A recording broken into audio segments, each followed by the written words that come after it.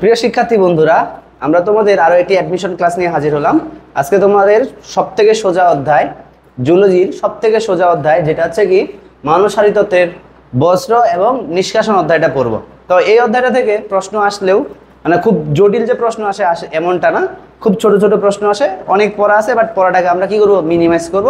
যেই লাইনগুলো দাগায় রাখতেছি বা দাগায় দিব সেগুলো তোমরা একটু ভালো করে পড়া ট্রাই করবা। তাহলে দেখো আমাদের এখানে যে বলছে অধ্যায়টার নাম হচ্ছে কি বজ্র নিষ্কাশন, অর্থাৎ আমাদের শারীরবৃত্তীয় প্রক্রিয়ায় যে নাইট্রোজেন ঘটিত বর্জ্য পদার্থ বা অন্যান্য বর্জ্য পদার্থগুলো উৎপন্ন হচ্ছে তা আমাদের দেহ কিভাবে দেহ থেকে বের করে দিচ্ছে সেটাকেই বলা হচ্ছে বজ্র নিষ্কাশন, যেখানে প্রধান ভূমিকা পালন করে আমাদের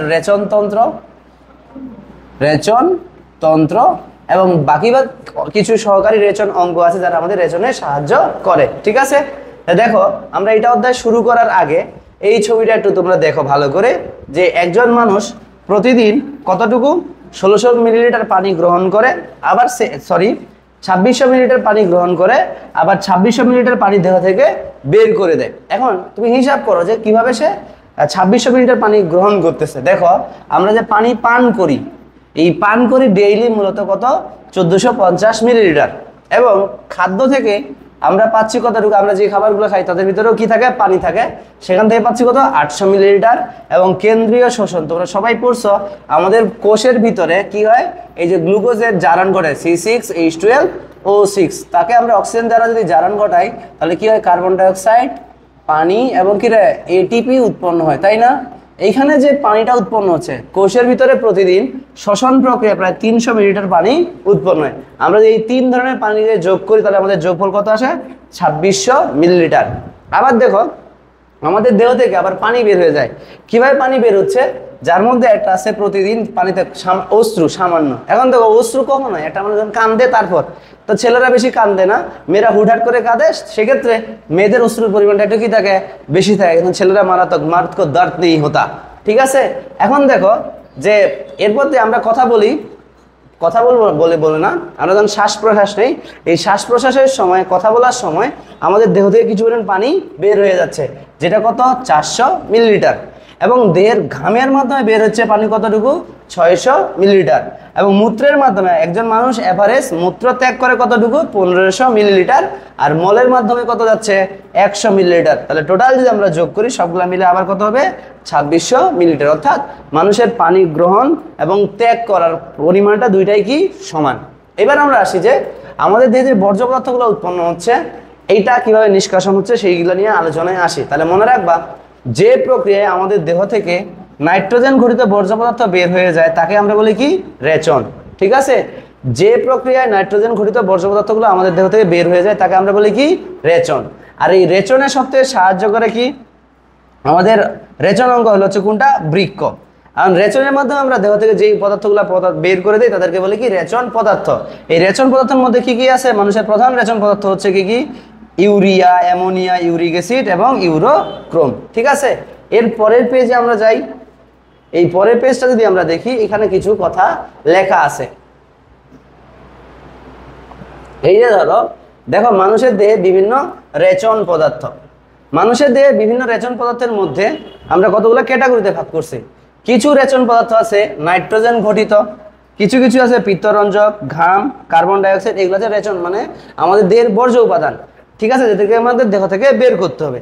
তার মধ্যে সবথেকে বেশি গুরুত্বপূর্ণ হচ্ছে কোনটা বের করা, নাইট্রোজেন ঘটিত বর্জ্য পদার্থ। ঠিক আছে, আর নাইট্রোজেন ঘটিত বর্জ্য পদার্থ কি কি আছে দেখো, উদাহরণ হিসেবে আমরা urea, uric acid, ammonia, protein এবং নিউক্লিক অ্যাসিড। ঠিক আছে, এখন বলছে যে প্রাণীদের মধ্যে কোন ধরনের পদার্থ কি রেচন পদার্থ বেশি থাকে সেটার উপর ভিত্তি করে আমরা প্রাণীকে 3 ভাগে ভাগ করছি। একটা ইউরিওটেলিক, একটা ইউরিকোটেলিক, আর একটা অ্যামনোটেলিক। মিনিং বুঝবা, মিনিং এর সাথে তোমার উত্তর চলে আসে। দেখো ইউরিও শব্দটা মনে রাখবা, যে সকল প্রাণীদের প্রধান রেচন পদার্থ হিসেবে কাজ করে কোনটা, ইউরিয়া। মানে যে সকল প্রাণী ইউরিয়াকে প্রধান রেচন পদার্থ হিসেবে ত্যাগ করে তাদেরকেই বলতেছি আমরা ইউরিওটেলিক। যেমন মানুষ সহ কাদের মধ্যে, এটা স্থলজ এবং সামুদ্রিক প্রাণীতে ইউরিওটেলিক, অর্থাৎ এদের প্রধান নাইট্রোজেন ঘটিত বর্জ্য পদার্থ হচ্ছে কোনটা, ইউরিয়া। এবং মনে রাখবা কিছু প্রাণী আছে যাদের ক্ষেত্রে ইউরিক অ্যাসিড প্রধান রেচন পদার্থ হিসেবে কাজ করে, ঠিক আছে, বা ত্যাগ করে, সেটা দেখো ইউরিকোটেলিক। এই যে কো আছে না, মানে ইউরিকো, এই জন্য ইউরিক, এখানে ক আছে আর এখানে কি রে ক আছে। তাহলে ইউরিক অ্যাসিডকে প্রধান নাইট্রোজেন পদার্থ, রেচন পদার্থ হিসেবে বের করে দেয় যায় যেই প্রাণীরা, তাদেরকে বলা হচ্ছে ইউরিকোটেলিক। যেমন উদাহরণ হিসেবে আমরা কি রে, পতঙ্গ, সাপ, টিকটিকি এবং কি রে পাখি। ঠিক আছে, পতঙ্গ, সাপ, টিকটিকি এবং পাখি। আর এমনোটেলিক মানে কি, এমনো মনে রাখবা, অ্যামোনিয়া, যাদের প্রধান রেচন পদার্থ হচ্ছে কোনটা, অ্যামোনিয়া, তাদেরকে বলতেছি আমরা অ্যামনোটেলিক। যেমন হচ্ছে হাইড্রা, কেঁচো এবং কিছু মাছ। এমসিকিউর জন্য খুবই ইম্পর্টেন্ট। নিচের কোনটি ইউরিওটেলিক প্রাণী, নিচের কোনটি ইউরিকোটেলিক প্রাণী, আর নিচের কোনটি অ্যামনোটেলিক প্রাণী, এই উদাহরণগুলো মাস্ট মাস্ট মাস্ট। এছাড়াও দেখো মানুষ রেচন হিসেবে কি পিত্তরঞ্জক, যেমন আমরা পিত্তরঞ্জক দুইটা আছে, একটা বিলিরুবিন আর একটা হচ্ছে কি বিলিভার্ডিন। সবাই জানি বিলিভার্ডিন হচ্ছে কোন কালার, সবুজ, আর বিলিরুবিন হচ্ছে কোন কালার, হলুদ কালার। কোন কালার, হলুদ কালার। ঠিক আছে, এবার দেখো ঘাম, আমাদের দেহের যে ঘামের ধর্মগ্রন্থি বা সুইট গ্ল্যান্ড, এই সুইট গ্ল্যান্ডের মাধ্যমে কিছু পরিমাণ কি ঘাম দেহ থেকে বের হয়ে যায়। হ্যাঁ, এরপরে দেখো কার্বন ডাইঅক্সাইড, যেটা আমরা নিঃশ্বাস প্রশ্বাসের মাধ্যমে কি করি, বের করি, এবং কিছু লবণ আছে যেটা আছে আমাদের ঘামের মাধ্যমে দেহ থেকে বের হয়ে যায়। এবার আমরা আসি মানুষের রেচন তন্ত্র, এটাকে আমরা ছোট করে দেখাই, মানুষের রেচন তন্ত্র। তাহলে দেখো রেচন তন্ত্র কাকে বলতেছি, যার মাধ্যমে আমাদের রেচন বর্জ্যগুলো দেহ থেকে বের করে দিচ্ছি, সেই তন্ত্রটাকে বলতেছি কি আমরা রেচন তন্ত্র। মনে রাখতে হবে আমাদের রেচন পদার্থের মধ্যে 80% রেচন পদার্থ নিষ্কাশিত হয় কার মাধ্যমে, আমাদের রেচন তন্ত্রের মাধ্যমে। আর বাকি ভাগ রেচন পদার্থ বিভিন্ন ক্রিয়া বিক্রিয়া বিভিন্ন অঙ্গের মাধ্যমে বের হয়, যাদেরকে আমরা বলি সহকারী রেচন অঙ্গ। এমসিকিউর জন্য খুবই ইম্পর্টেন্ট, সহকারী রেচন অঙ্গ কোনটা, ত্বক, ফুসফুস, যকৃৎ এবং কি রে পৌষ্টিক নালী। এমসিকিউর জন্য মনে রাখবা সহকারী রেচন অঙ্গ। প্রধান রেচন অঙ্গ কোনটা, বৃক্ক, যার মাধ্যমে 80% রেচন পদার্থ বের হয়ে যায়, তাকে বলতেছি আমরা বৃক্ক। আর বাকি ক্ষেত্রে কিছু কিছু অঙ্গ আছে যারা আমাদের রেচনে সাহায্য করে, যেমন কি বললাম ত্বক, ত্বকের মাধ্যমে কি হচ্ছে, ঘামের মাধ্যমে বের হয়ে যাচ্ছে। ফুসফুসের আমরা কার্বন ডাইঅক্সাইড ত্যাগ করতেছি, যকৃৎ বিভিন্ন বিষাক্ত পদার্থগুলোকে বের করে, এবং পৌষ্টিক নালী। এখন দেখো মানুষের রেচন তন্ত্রের কি কি অংশ আছে। তাহলে আমরা যদি মানুষের রেচন তন্ত্রের ছবিটা দেখি, তাহলে দেখো এই জায়গায় আমাদের যে কোমর দেশের আমাদের যে মেরুদণ্ড, ধরো এটা হচ্ছে মেরুদণ্ড, কি মেরুদণ্ড, এই মেরুদণ্ডের সাথে পিছনের দিকে এই জায়গায়, ঠিক এই জায়গায় এদিকে একটা বৃক্ক, এদিকে একটা বৃক্ক, এখানে একটা বৃক্ক, এখানে একটা বৃক্ক, তাহলে কয়টা হলো, দুইটা বৃক্ক। এখন বলছে লেখা আছে এক জোড়া বৃক্ক। এই বৃক্ক থেকে একটা নালীর মতো অংশ নিচের দিকে নামে আসে, যার নাম হচ্ছে ইউরেটার, যার নাম হচ্ছে কি ইউরেটার। ইউরেটার কয়টা, দুইটা। আর ইউরেটার থেকে মূত্রটা যেই থলিতে জমা থাকে তার নাম হচ্ছে কি, এটা হচ্ছে বৃক্ক বা কিডনি, এটা হচ্ছে ইউরেটার, ইউরেটার, এটা হচ্ছে কি মূত্র থলি, এবং যেই পথ দিয়ে আমাদের মূত্র বের হয় তাকে বলতেছি আমরা কি মূত্র নালী। তাহলে মনে রাখবা রেচনতন্ত্রের অংশ কি কি, এক জোড়া বৃক্ক, এক জোড়া রেচন নালী বা ইউরেটার, একটি মূত্রথলি এবং একটি হচ্ছে কি রে মূত্র নালী। এখন এগুলো সম্পর্কে একটু আলোচনা করি, পরে আবার বিস্তারিত আলোচনা হবে। বৃক্ক বলছে যে বৃক্ক এটা যে কোমর অঞ্চলে মেরুদণ্ডের দুই পাশে একটি করে মোট দুইটি বৃক্ক থাকে। বৃক্ক উপরের দিকে দ্বাদশ থোরাসিক কোষেরুকা এবং নিচের তৃতীয় লাম্বার কোষেরুকা। তবে মনে রাখবা একটা জিনিস, এটা যে ডান বৃক্ক, রাইট কিডনি, রাইট কিডনি, আর এটা হচ্ছে কি লেফট কিডনি। রাইট কিডনিটা কিছুটা নিচে থাকে আর লেফট কিডনিটা কিছুটা উপরে থাকে। এর পরিসীমা যদি বলি, রাইট কিডনিটা থাকে থোরাসিক 12 নাম্বার কোষেরুকা থেকে লাম্বার 3 পর্যন্ত, কিন্তু লেফট কিডনিটা থাকে থোরাসিক 11 থেকে লাম্বার 2 পর্যন্ত। এটা একটু ভালো করে মনে রাখবা, এই লাইনটা একটু ভালো করে বলে দিই যে ডান বৃক্কের অবস্থান কি হচ্ছে থোরাসিক 12 থেকে লাম্বার 3, আর বাম বৃক্কের অবস্থান, বাম বৃক্কের অবস্থানটা কোথায়, আমাদের থোরাসিক 11 থেকে লাম্বার 2। ঠিক আছে, এখন তোমাকে মনে রাখতে হবে ডান বৃক্কটা কেন নিচে থাকে। মনে রাখবা ডান দিকে আমাদের কি আছে, লিভার অনেক বড়, আর এই লিভারের চাপে আমাদের ডান বৃক্কটা একটু নিচের দিকে অবস্থান করে। ওকে, এইবার দেখো তাহলে বলছে যে এটা গেল উদরগহ্বরের যকৃতের অবস্থানের কারণে বাম বৃক্কটি ডান বৃক্কের তুলনায় সামান্য উপরে, অর্থাৎ ডান বৃক্কটা নিচে, বাম বৃক্কটা থাকে উপরে, এই যে একটু দেখলাম। আর বৃক্ক দ্বিতনটা শিমের বীজের মতো দেখতে, ঠিক আছে। এরপরে আসি রেচন নালী, অর্থাৎ বৃক্ক থেকে সৃষ্ট যে নালীগুলা বৃক্ক থেকে মূত্রটাকে মূত্রথলি পর্যন্ত নিয়ে আসে তাদেরকেই বলেছে রেচন নালী বা ইউরেটার। এখান থেকে কিছু পড়ার দরকার নেই। ইউরেটারের দৈর্ঘ্য কতটুকু? 25 সেন্টিমিটার। ইউরেটারের দৈর্ঘ্য কতটুকু? 25 সেন্টিমিটার। এটা একটু মেডিকেলের প্রশ্নের জন্য মনে রাখবো। আরও কিছু আমাদের 25 সেন্টিমিটারের অঙ্গ আছে, যেমন আমাদের খাদ্যনালী, তারপরে হচ্ছে আমাদের ডিওডেনাম, ঠিক আছে। এই জিনিসগুলো তোমাদের ভালো করে পড়তে হবে। এবার দেখো মূত্রথলি, এটা খুবই ইম্পর্টেন্ট। মূত্রথলি কাকে বলতেছি? যেই থলিতে মূত্র জমা থাকে তাকেই বলতেছি আমরা কি রে? মূত্রথলি। তো লেখা আছে মূত্রথলি পাতলা প্রাচীর বিশিষ্ট একটা বিশেষ পেশি দ্বারা গঠিত। কি দ্বারা? ডেট্রুসর নামক অনৈচ্ছিক পেশি দ্বারা। কি?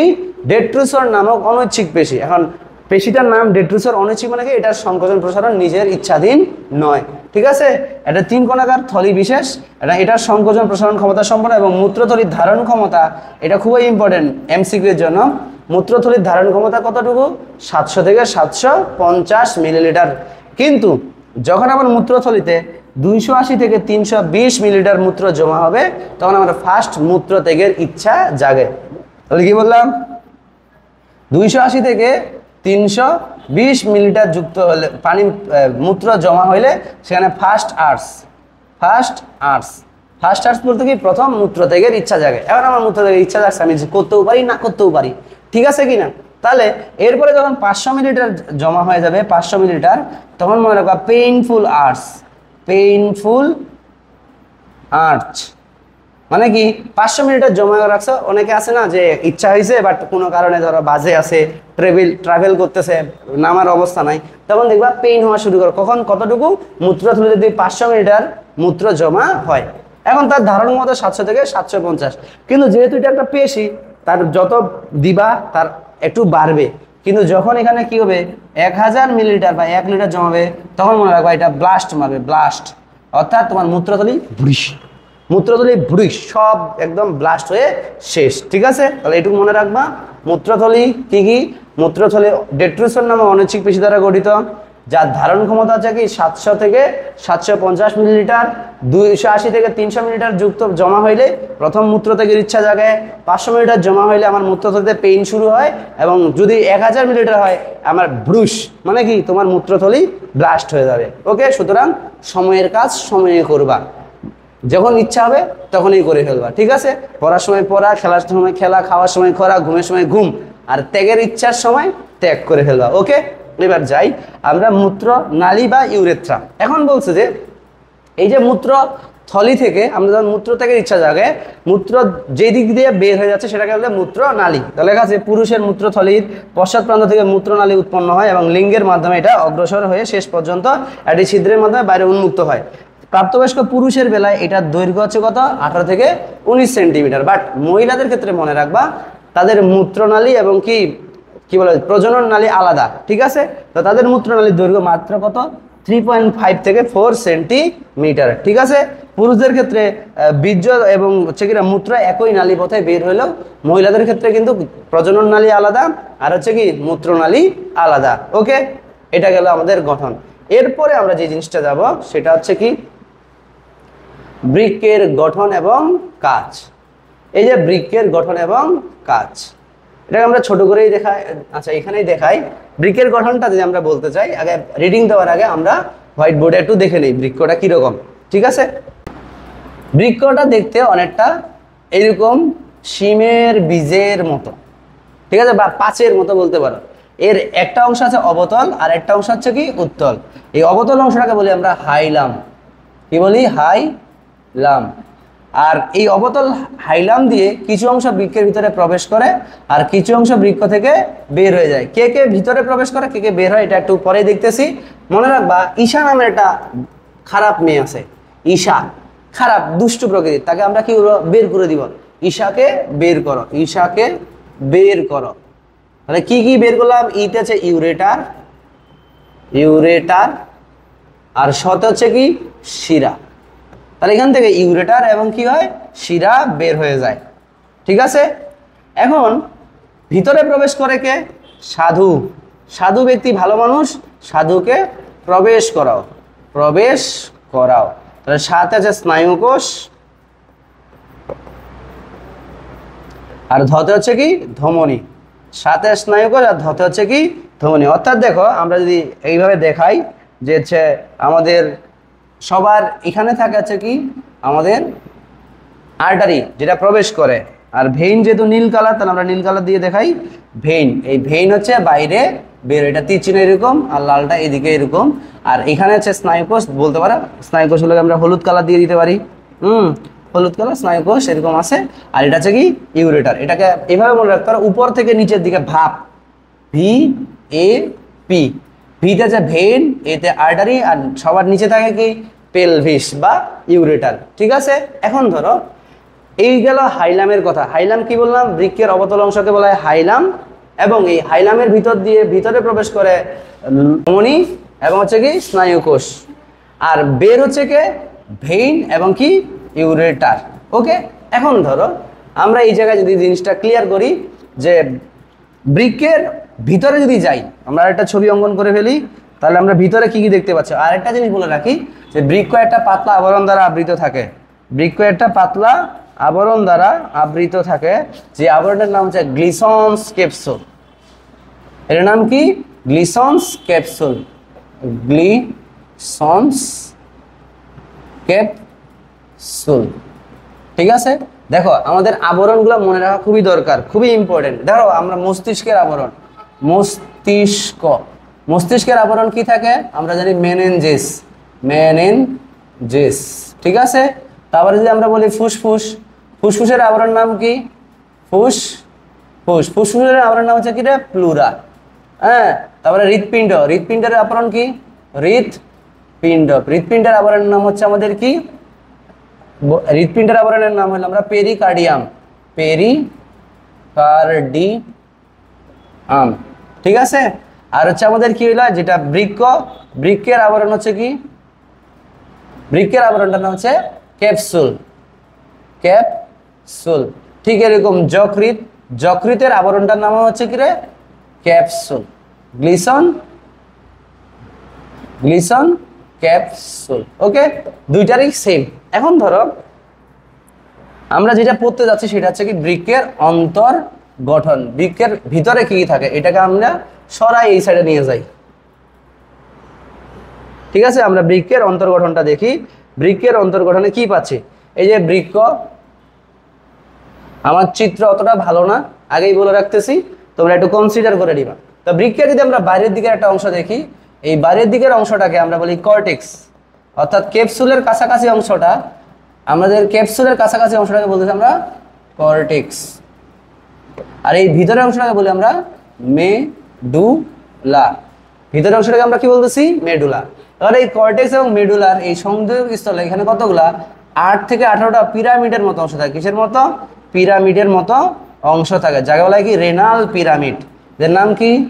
Renal pyramid. রেনাল পিরামিডের সংখ্যা 8 থেকে 18টা। এই দুইটা রেনাল পিরামিডের মাঝখানে যে স্তম্ভকার অংশটা আছে তার নাম কি? Renal column, renal column. ঠিক আছে, এবং রেনাল পিরামিডের যে শীর্ষের অংশটা, এই শীর্ষের অংশটাকে বলি পিকরা, বা হচ্ছে আমরা বলি কি? প্যাপিলা, প্যাপিলা অথবা পিকরা। এটা হচ্ছে প্যাপিলা বা পিকরা। রেনাল পিরামিডের শীর্ষের অংশটাকে রেনাল কি বলা হয়? পিকরা বা প্যাপিলা। এরপরে এখানে কতগুলো সংযোগকারী নালী আছে যাদেরকে বলা হয় মাইনর ক্যালিক্স। এই মাইনর ক্যালিক্সগুলো মিলিত হয়ে তৈরি হলে মেজর ক্যালিক্স, এবং মেজর ক্যালিক্স মিলিত হয়ে এরকম একটা ফানেল আকৃতির নালী নিচের দিকে বের হয়ে যায়, যার নাম হচ্ছে কি রে?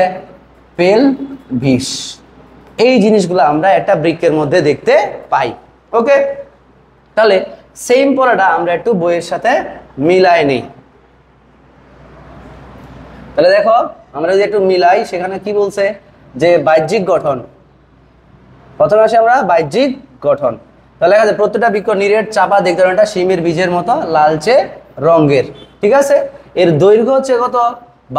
10 থেকে 12 সেন্টিমিটার, প্রস্থ 5 থেকে 6 সেন্টিমিটার, এবং স্থূলত্ব 3 সেন্টিমিটার। দেখো তুমি একটা জিনিস মনে রাখতে পারো, এখানে প্রত্যেকটা অর্ধেক হয়ে গেছে। দৈর্ঘ্য 10 থেকে 12, তার প্রস্থ হচ্ছে 5 থেকে 6, তার অর্ধেক, আর স্থূলতা তার থেকে অর্ধেক, মানে কি 3। আর ওজন টোজন তুমি পড়লে পড়তে পারো, না পড়লে নাই। দেখো বৃক্কের বাইরের দিকটা উত্তল, ভিতরের দিকটা হচ্ছে কি অবতল। আর এই অবতল অংশের ভাঁজকে বলা হয় কি রে হাইলাম। আর হাইলামের মধ্যে দিয়ে ইউরেটার এবং রেনাল শিরা বহির্গত হয়, মানে কি বের হয়। আমি আগেই বলছি ঈশা, ঈশাকে আমরা কি করব, বের করব, ঈশাকে বের করো। আর অন্যদিকে রেনাল ধমনী এবং কি রে স্নায়ুকোষ বৃক্কে কি করে, প্রবেশ করে। বলছিলাম না সাধুকে প্রবেশ করাও, কি সাধু, সাধুকে প্রবেশ করাও। সম্পূর্ণ বৃক্কটি ক্যাপসুল নামক তন্তুময় যোজক দিয়ে আবৃত। আমরা আগেই বলছি বৃক্ক একটা পাতলা আবরণ দ্বারা আবৃত থাকে, যার নাম হচ্ছে কি ক্যাপসুল। অন্তর্গঠন, বৃক্কের 3টি সুস্পষ্ট অঞ্চল দেখা যায়। বাইরের দিকে কর্টেক্স, মাঝখানে হালকা লাল রঙের মেডুলা এবং ভিতরের সাদা অংশটাকে বলতেছি আমরা কি পেলভিস। ঠিক আছে। আর বৃক্কের সর্ববহিস্থ এবং শক্ত তন্তুময় যোজক টিস্যুতে গঠিত অসংখ্য রেনাল কর্পাসলস ও নেফ্রনের অংশ নিয়ে কর্টেক্স গঠিত। এখন দেখো আমরা কর্টেক্সের নিচে হালকা লাল রঙের মেডুলা অঞ্চলে কয়টা 8 থেকে 18টা পিরামিডের মতো অংশ দেখতে পাই, যাদেরকে বলা হচ্ছে কি রেনাল পিরামিড। এমসিকিউতে প্রশ্ন আসতে পারে রেনাল পিরামিডের সংখ্যা কয়টি, তখন তুমি বলবা কি 8 থেকে 18টি। ঠিক আছে। এবার নেফ্রনের নালিকাময় অংশ হলো এগুলো এই যে পড়ে নিবা। আমরা নিচের দিকে যাই একটু। এবারে দেখো এখানে বলছে নেফ্রনের নালিকাময় অংশ এবং নালিকা দিয়ে গঠিত রেনাল পিরামিড নির্মিত হয় এবং পিরামিডের গোড়ায় থাকে কর্টেক্সের দিকে আরো 10 থেকে 25টি থাকে ছিদ্রযুক্ত চূড়া, যাকে বলে পেপিলা বা পিকরা। হ্যাঁ, এবং 2টি রেনাল পিরামিডের মাঝখানে কিছু অংশ স্তম্ভের মতো থাকে, যাকে বলে কি রেনাল কলাম। এই ধরো এটা একটা আমাদের হচ্ছে কি পিরামিড, রেনাল পিরামিড, এই দুইটার মাঝখানে অংশটাকে বলতেছি আমরা রেনাল কলাম। ঠিক আছে। এই যে দেখো এখানে চিহ্নিত করা আছে রেনাল কলাম। ঠিক আছে। বৃক্কের অভ্যন্তর অংশ ইউরেটার অংশ উপর থেকে নিচে ফানেলের মতো প্রসারিত অংশটাকে আমরা কি বলতেছি পেলভিস। এই যে দেখো এই অংশটুকুকে বলতেছি আমরা কি পেলভিস। ওকে, আর কিছু জানার দরকার নাই। এবার আসো, এর মধ্যে 2 থেকে 3টি প্রধান শাখাকে বলে মেজর ক্যালিক্স। মেজর ক্যালিক্স বিভক্ত হয়ে কি তৈরি করে 8 থেকে 14টি মাইনর ক্যালিক্স। এগুলো দরকার নাই। এবার যাচ্ছে আমরা বৃক্কের কাজ। বৃক্কের কাজ ভিতরে কিচ্ছু পড়ার দরকার নাই, জাস্ট খালি তুমি মেইন হেডিংটা পড়বা। কি কি, রক্ত পরিশোধক। তুমি জানো নাইট্রোজেন ঘটিত বর্জ্য পদার্থগুলোকে এখানে কি হচ্ছে পরিষ্কার করা হচ্ছে। 2 নম্বর দেহের পানি সমতা রক্ষা করে বা অসমো রেগুলেশনে সাহায্য করে। অসমো রেগুলেশনে কিভাবে সাহায্য করতেছে এটা বিস্তারিত একটা টপিক আলোচনা করব একটু পরেই। তারপরে আসি অন্যান্য পদার্থ অপসারণ। দেখো লেখা আছে বৃক্ক থেকে বিভিন্ন টক্সিক পদার্থ, ভেষজ পদার্থ, রঞ্জক এবং কি অতিরিক্ত ভিটামিন এগুলো সব দেহ থেকে বের করে। অম্লক্ষারের ভারসাম্য বজায় রাখে বা পিএইচ নিয়ন্ত্রণ করে। তাহলে লবণের সাম্যতা নিয়ন্ত্রণ, অভিস্রাব নিয়ন্ত্রণ, রক্তচাপ নিয়ন্ত্রণ। খুবই মনে রাখবা, দেহের পানির সমতা নিয়ন্ত্রণের মাধ্যমে তারা আমাদের দেহের রক্তচাপকে নিয়ন্ত্রণ করে। এবং এটা কিভাবে করতেছে সেটা আমরা একটু পরেই অসমো রেগুলেশন যখন পড়বো তখন বিস্তারিত আলোচনা হবে। এবার দেখো রক্তের উপাদান নির্দিষ্ট রাখা এবং এই 9 নাম্বার পয়েন্টটা খুবই ইম্পর্টেন্ট, যে বৃক্কের মধ্যে এরিথ্রোপয়েটিন, প্রোস্টাগ্ল্যান্ডিন এবং অ্যাঞ্জিওটেনসিনোজেন নামক হরমোন তৈরি হয়। যেই হরমোনগুলা আমাদের এরিথ্রোপয়েটিন অর্থাৎ এরিথ্রোসাইট উৎপাদনে উদ্দীপনা জাগায়, অর্থাৎ লোহিত রক্তকণিকার উৎপাদনের উদ্দীপনা জাগাচ্ছে কি এরিথ্রোপয়েটিন। এছাড়াও বৃক্ক থেকে একটা এনজাইম খরিত হয় জানা যায় রেনিন। এই রেনিন আবার কি করে অ্যাঞ্জিওটেনসিনোজেনকে সক্রিয় করে। ওকে, এবার দেখো গ্লুকোনিওজেনেসিসটা পড়তে পারো, যে ধরো আমাদের শরীরে যদি অনেক বেশি পরিমাণ গ্লুকোজের অভাব হয়, এবং আমরা নর্মালি জানি কি শর্করা জাতীয় খাদ্য থেকে গ্লুকোজ আসে, কিন্তু আমার শরীরে শর্করা জাতীয় খাদ্যও নাই, তখন দেখবা আমিষ বা চর্বি অর্থাৎ নন কার্বোহাইড্রেট সাবস্টেন্স থেকে গ্লুকোজ তৈরি করার প্রক্রিয়াটাকে বলতেছি আমরা কি গ্লুকোনিওজেনেসিস। আর এই গ্লুকোনিওজেনেসিসে সাহায্য করতেছে কে আমাদের বৃক্ক। এভাবে তারা 20% গ্লুকোজ সরবরাহ করতে পারে। আর তুমি হাড় মজবুত করা এটা একটু দেখে নিতে পারো, যে আমরা যে বলি বৃক্কে ভিটামিন ডি এর কার্যকর রূপ তৈরিতে প্রধান ভূমিকা পালন করে। ঠিক আছে, আমরা সবাই জানি ভিটামিন ডি আমাদের দেহে তৈরি হয়। ভিটামিন ডি দেহেই তৈরি হয়। এখন দেহে তৈরি হয় কেমনে তৈরি হচ্ছে দেখো, প্রথমে আসে স্কিন। স্কিনের নিচে জমে থাকা যে কোলেস্টেরল বা চর্বিগুলো আছে সেটা হচ্ছে সূর্যের তাপের মাধ্যমে গলে তারপর চলে যায় যকৃতে। কোথায় যায়? যকৃত। এবং যকৃত থেকে সবার শেষে যায় কোথায়? বৃক্ক বা কিডনি। আর বৃক্কে গিয়ে ভিটামিন ডি এর কার্যকরী রূপ 125 ডাইহাইড্রোক্সি কোলিক্যালসিফেরল তৈরি হয়। ঠিক আছে, তাহলে তোমাকে যদি প্রশ্ন আসে ভিটামিন ডি তৈরির সাথে সম্পৃক্ত অঙ্গ কোনটা, তাহলে বলতে হবে ত্বক, যকৃত এবং হচ্ছে কি বৃক্ক বা স্কিন, লিভার অ্যান্ড কিডনি। ওকে, এবার আমরা চলে যাচ্ছি নেক্সট পড়া। বৃক্কের সূক্ষ্ম গঠন।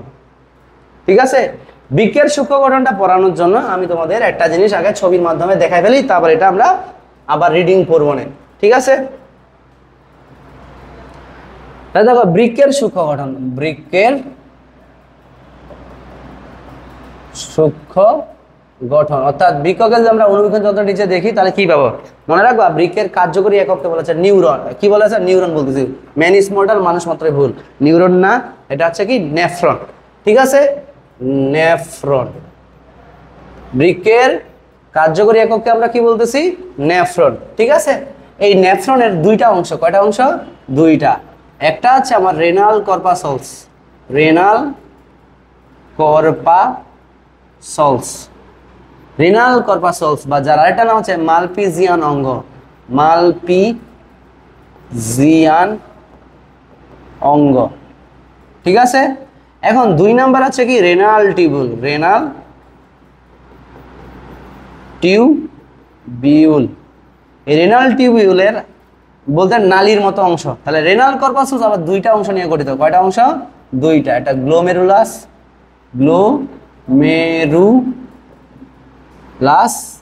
আর এটা হচ্ছে কি বোমেন্স ক্যাপসুল, বোমেন্স ক্যাপসুল।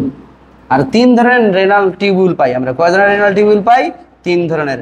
এক পিসিটি বা প্রক্সিমাল কনভলিউটেড টিউবিউল, যাকে সংক্ষেপে বলা হয়, বাংলায় বলা হয় নিকটবর্তী পেশানো নালিকা, পেশানো নালিকা। 2 নম্বরে আমরা বলতেছি কি রে হেনলির লুপ বা এলএস, লুপ অফ হেনলি, হেনলির লুপ। 3 নাম্বার যেটা আছে সেটা হচ্ছে কি ডিসিটি, ডিস্টাল কনভলিউটেড টিউবিউল বা দূরবর্তী পেঁচানো নালিকা, দূরবর্তী পেঁচানো নালিকা। দেখো আমি তোমাদের এইভাবে ডিটেলস পড়ানোর কারণ হচ্ছে কি তোমরা হয়তো বা অনেকেই এই অধ্যায়টা পড়ছো, আবার যারা অনেকেই আছো যারা শর্ট সিলেবাসের বাইরে এগুলো পড়ো নাই, এখন তাদেরকে যদি আমি খালি দাগায় পড়াই তাদের জন্য বুঝতে অসুবিধা হবে। তার জন্য আমি কি করতেছি একটু ডিটেলসে পড়াই দিচ্ছি। তাহলে দেখো বৃক্কের ভিতরে যখন রেনাল টিউবুলগুলো বাচ্চা আমাদের যে বললাম না ধমনী প্রবেশ করলো, এই ধমনীগুলো ভিতরের দিকে গিয়ে অনেকগুলো ছোট ছোট শাখায় পরিণত হয়। এই যেটা ভিতরে প্রবেশ করলো নেফ্রনের ভিতরে তাকে বলা হয় efferent arteriole, efferent arteriole, arteriole. এটা গিয়ে কতগুলো ছোট ছোট শাখায় বিভক্ত হলো, প্রায় 50 থেকে 60টা শাখায়। তখন এটা তৈরি করলো গ্লোমেরুলাস, এটা তৈরি করলো কি গ্লোমেরুলাস। এবং এই গ্লোমেরুলাস কোষিক জালিকা মূলত হয়ে তৈরি করলো ইফারেন্ট আর্টারিওল, ইফারেন্ট মানে এফারেন্ট মানে আসছে, ইফারেন্ট মানে নেফ্রন থেকে বের হয়ে গেছে। মাঝখানে তারা অসংখ্য ছোট ছোট শাখায় বিভক্ত হয়েছে, কয়টা? 50 থেকে 60টা কৌশিক জালিকায় বিভক্ত হয়েছে। এই কৌশিক জালিকাগুলোকে বলতেছে আমরা গ্লোমেরুলাস। এবং এই গ্লোমেরুলাসের চারদিকে এরকম একটা সংলগ্ন একটা আমাদের দ্বিস্তর বিশিষ্ট পেয়ালার মতো অঙ্গ আছে। কিসের মতো? দ্বিস্তর বিশিষ্ট পেয়ালার মতো অঙ্গ আছে, যার নাম বোমেন্স ক্যাপসুল। এর নাম কি? এটার নাম হচ্ছে বোমেন্স ক্যাপসুল। এর নাম কি? Bowman's capsule. ঠিক আছে, মনে রাখবা বোমেন্স ক্যাপসুলের 2টা স্তর। কয়টা স্তর? 2টা স্তর। কয়টা স্তর? 2টা। এই যে বাইরেরটার নাম হচ্ছে প্যারাইটাল, বাইরেটার নাম হচ্ছে কি? প্যারাইটাল।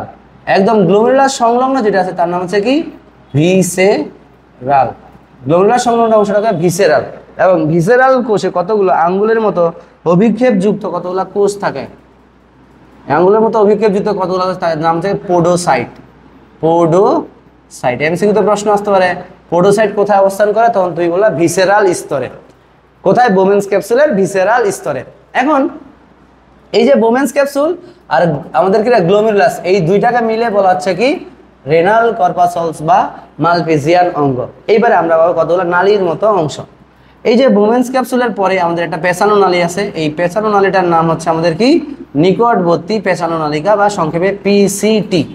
এবার একটা ইউ আকৃতির লুপ আছে যেটা আবিষ্কার করছে বিজ্ঞানী হেনলি, তার নাম পড়ছে বললো কি? হেনলির লুপ। এবং দূরে আরেকটা পেছানো নালিকা আছে যার নাম কি? ডিসিটি। এবং এই ডিসিটি গুলো একটা নালীর সাথে যুক্ত হয় যার নাম হচ্ছে সংগ্রাহক নালিকা, এটার নাম কি? সংগ্রাহক নালিকা বা সিডি, কালেক্টিং ডাক্ট। সিডিতে আছে কি? Collecting duct. আর এই কালেক্টিং ডাক্টটা অনেকগুলো কালেক্টিং ডাক্ট মিলিত হয়ে তৈরি করে কি? আমাদের ডাক্ট অফ ব্যালিনি। এই গেল আমাদের বৃক্কের গঠন। এবার আমরা পড়ে আসি। সংখ্যাটা একটু মনে রাখবা, খুবই ইম্পর্টেন্ট, যে বৃক্কের মধ্যে কতগুলা নেফ্রন থাকে। প্রথমে আসি যে বৃক্কের গাঠনিক এবং কার্যিক এককে বলা হয় নেফ্রন। মানুষের প্রত্যেক বৃক্কে 10 থেকে 12 লক্ষ নেফ্রন থাকে। তাহলে মোট কতগুলো নেফ্রন থাকে দুই বৃক্কে? 20 থেকে 24 লাখ। ওকে, এখন বলছে যে প্রতিটি নেফ্রন প্রায় 3 থেকে 5 সেন্টিমিটার লম্বা, এবং প্রতিটা নেফ্রনকে যদি আমরা একটা নেফ্রনের সাথে আরেকটা নেফ্রনকে বেঁধে এইভাবে টান টান করে রাখি, তাহলে সেটা প্রায় 36 কিলোমিটার বা 22.5 মাইলেরও বেশি লম্বা হবে। চিন্তা করা যায় খালু সিঙ্গারার মধ্যে কেমন এসে আলু, বৃক্ক আমাদের এতটুকু, এর ভিতরে আবার এতগুলো নেফ্রন আছে যে একটার সাথে আরেকটা নেফ্রন বাঁধে দিলে প্রায় 36 কিলোমিটার এরিয়া তারা কি করবে? লম্বা হবে। ঠিক আছে, বা মাইলে বললে কত? 22.5 মাইল। ঠিক আছে, এবার দেখো এগুলা একটু পরে বুঝবা। বৃক্কের মাধ্যমে প্রতি মিনিটে 150 ঘন মিলিলিটার তরল পদার্থ পরিস্রুত হয়, যার মধ্যে আবার 99% পানি আবার কি করে? রক্তে ফিরে যায়। আর প্রতি মিনিটে মূত্র তৈরি হয় মাত্র কত? 1 মিলিলিটার। মূত্র তৈরির প্রক্রিয়া যখন পড়াবো তখন এই লাইনগুলো বুঝতে পারবা। এবার দেখো, উইলিয়াম বোমেন্স সর্বপ্রথম বৃক্কের গঠন সম্পর্কে ব্যাখ্যা দেন। তিনি প্রথমত 2টি অংশে ভাগ করেন। কি কি অংশ আছে দেখি। এই যে দেখো লেখা আছে নেফ্রনের 2টা অংশ, রেনাল মালপিজিয়ান কর্পাসলস বা মালপিজিয়ান বডি আর রেনাল টিউবিউল। এটা আবার 2টা অংশ, এটা বোমেন্স ক্যাপসুল আর গ্লোমেরুলাস। আর রেনাল টিউবিউল আবার 3টা, প্রক্সিমাল বা নিকটবর্তী পেছানো নালিকা, হ্যানলির লুপ, আর ডিস্টাল বা দূরবর্তী পেছানো নালিকা। হ্যানলির লুপে আবার 2টা অংশ, একটা অবরোহণ বা ডিসেন্ডিং লিম্ব, একটা হচ্ছে কি আরোহণ বা অ্যাসেন্ডিং লিম্ব। দেখো এই যে ছবিটা দেখাইলাম, এই ছবিতে দেখো একটা নিচের দিকে নামছে, এটাকে বলা হয় কি? Descending limb. আর এইটা হচ্ছে উপরের দিকে উঠছে না, এটার নাম হচ্ছে অ্যাসেন্ডিং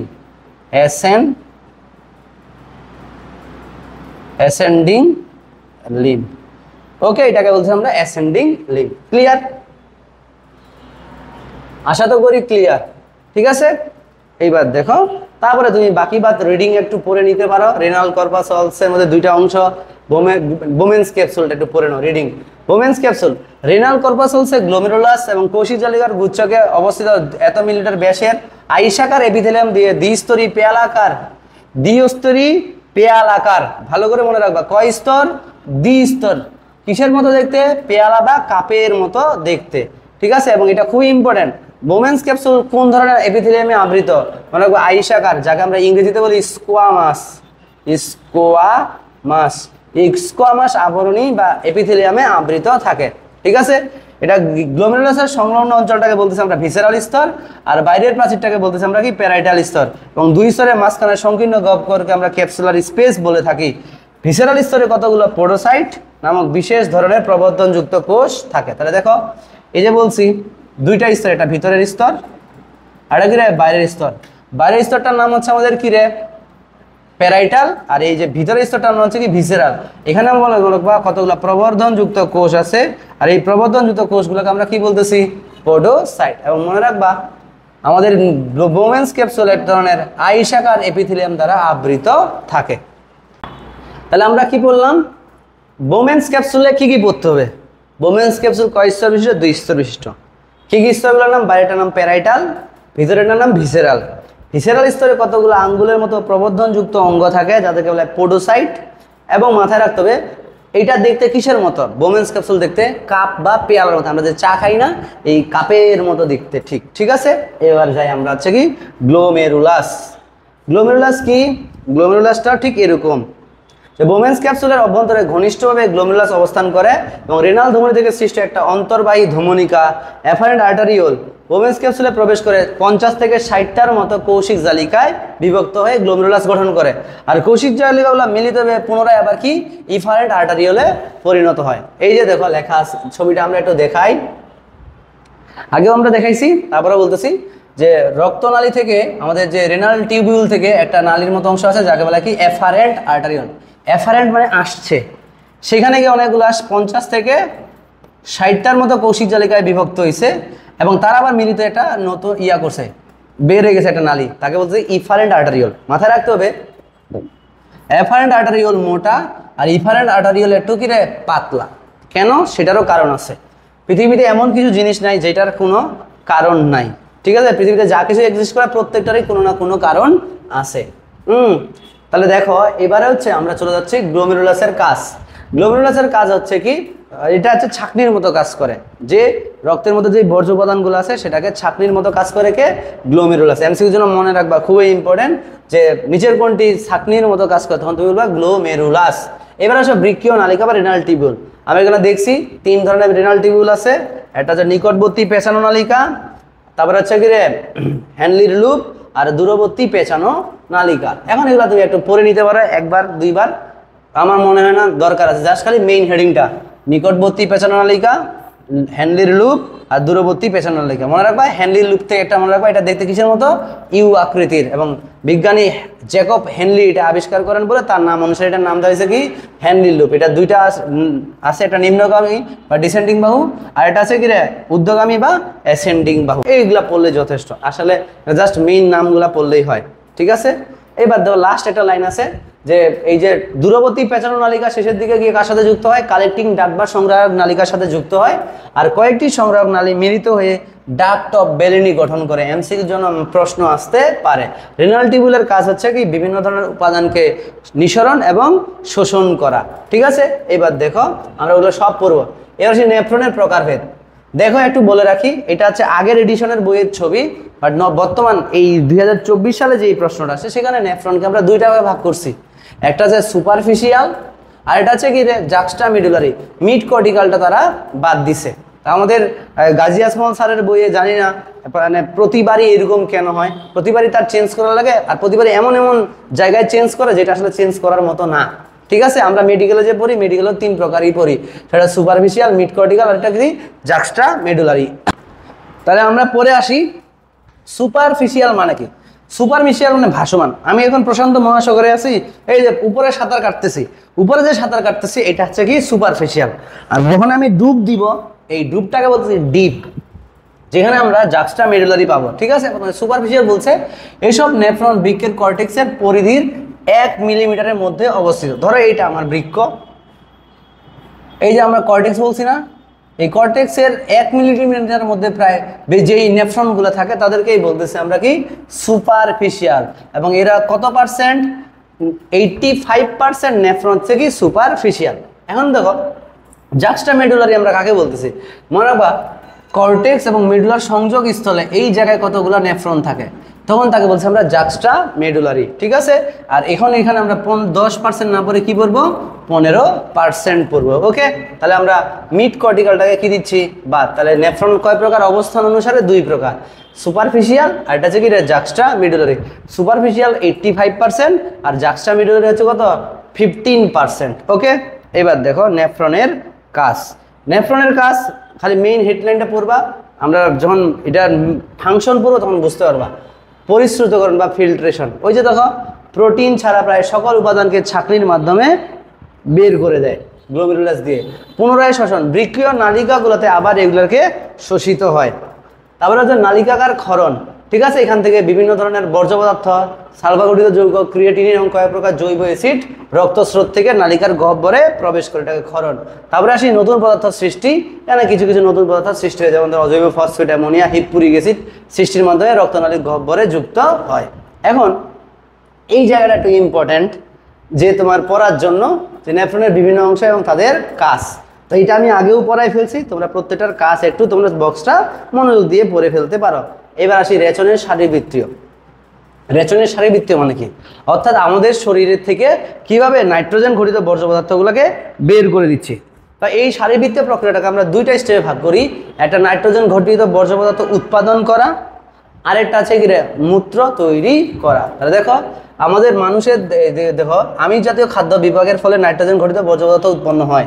এই লাইনটা খুবই মনোযোগ দিয়ে মনে রাখবা, যে আমাদের দেহে যতগুলো নাইট্রোজেন ঘটিত বর্জ্য পদার্থ উৎপন্ন হয় তারা কোন জাতীয় খাদ্য গ্রহণের ফলে হয়, উৎপন্ন হয়? মনে রাখতে হবে আমিষ জাতীয় বা প্রোটিন। আমরা যত বেশি প্রোটিন জাতীয় খাবার খাবো আমাদের নাইট্রোজেন ঘটিত বর্জ্য পদার্থ তত বেশি উৎপন্ন হবে। কেন হবে সেটা একটু পরে দেখবো, ঠিক আছে? তাহলে মানুষের প্রধান নির্বাচন বর্জ্য হচ্ছে কি ইউরিয়া, ইউরিক অ্যাসিড, অ্যামোনিয়া এবং কি ক্রিয়েটিনিন, ঠিক আছে? আর যেহেতু এখানে ইউরিয়ার পরিমাণ বেশি থাকে এই জন্য ইউরিওটেলিজম বলা হয়, আমরা এটা আগেই পড়ছি। আর যাদের মধ্যে ইউরিয়া প্রধান বর্জ্য হিসেবে কাজ করে তাদেরকে আমরা ইউরিওটেলিক বলা প্রাণী বলি, ঠিক আছে? এখন বলছে রেচনের শারীরবৃত্তকে আমরা দুইটা ক্যাটাগরিতে ভাগ করছি, এটা নাইট্রোজেন ঘটিত বর্জ্য উৎপাদন আর এটা হচ্ছে কি রে মূত্র সৃষ্টি। দেখো যারা সৃজনশীল বা প্রথম দিকের মানুষ মানে হচ্ছে ফুল সিলেবাসের মানুষ 26 বেস তাদের জন্য হয়তো বা এগুলো খুব ডিটেলসে জানা দরকার, বাট তোমাদের জন্য অত ডিটেলস দরকার নাই। আমরা দেখি জাস্ট সিম্পল ভাষায় বলি নাইট্রোজেন ঘটিত বর্জ্য পদার্থ কিভাবে উৎপন্ন হয়। নাইট্রোজেন ঘটিত বর্জ্য পদার্থ উৎপন্ন হয় অরনিথিন চক্রের মাধ্যমে যকৃতে। কোথায়?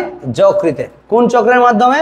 অরনিথিন চক্রের মাধ্যমে ইউরিয়া উৎপন্ন হয়। তবে আমরা সবাই ভুল করি, ডিরেক্ট যদি প্রশ্ন করে নাইট্রোজেন ঘটিত বর্জ্য পদার্থ কোথায় উৎপন্ন হয়, আরে রেচন পদার্থ মানে বৃক্ক, নো, বৃক্কতে হয় না, উৎপন্ন হয় কোথায়? যকৃতে। কিভাবে হচ্ছে দেখো, আমরা যে প্রোটিন জাতীয় খাবার খাই, কি প্রোটিন, এই প্রোটিন জাতীয় খাদ্য খাবার পরিপাক করার পরে সেটা কিসে পরিণত হয়? Amino acid. কোন অ্যাসিড? Amino acid. মনে রাখবা অ্যামাইনো অ্যাসিড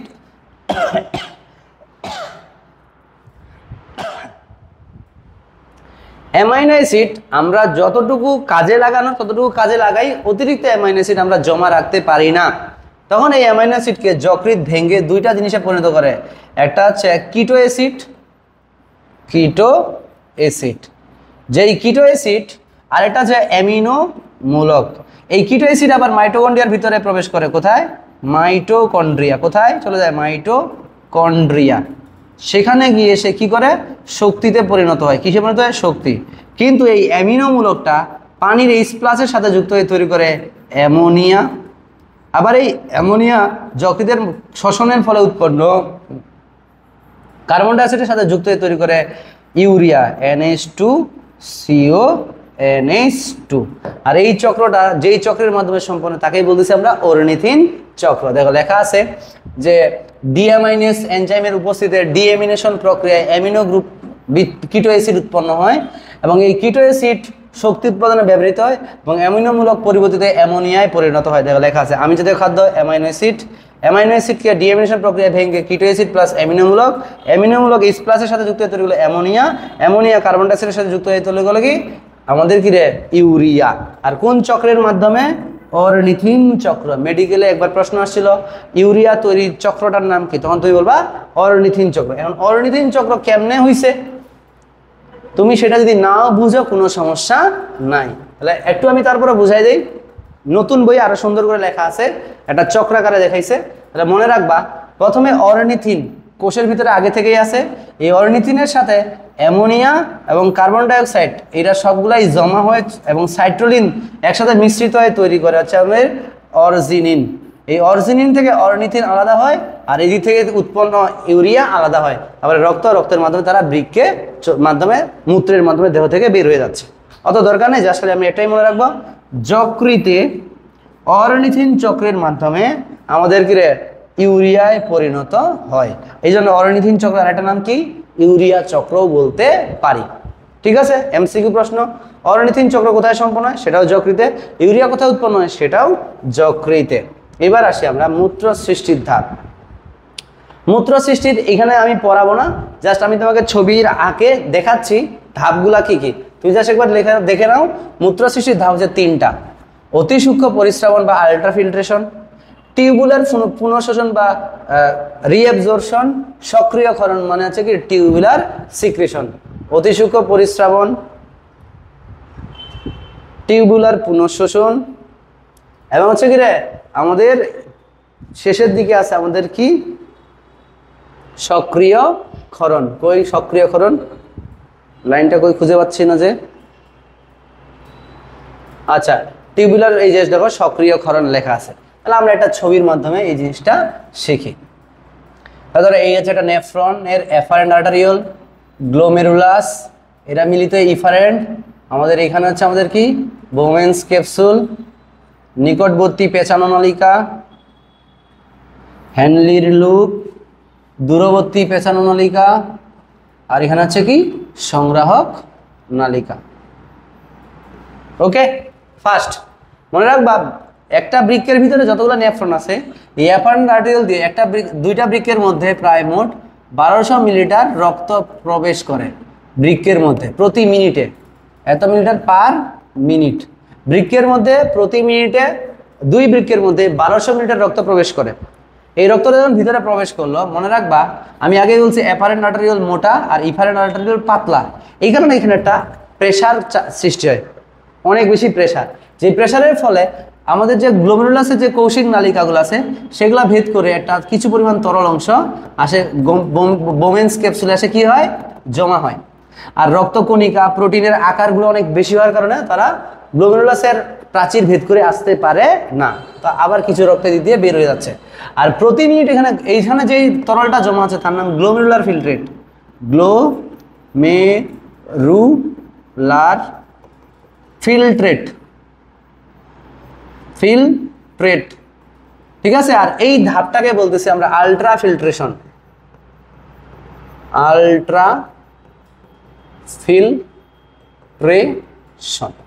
ঠিক আছে, স্টেপ নাম্বার 1।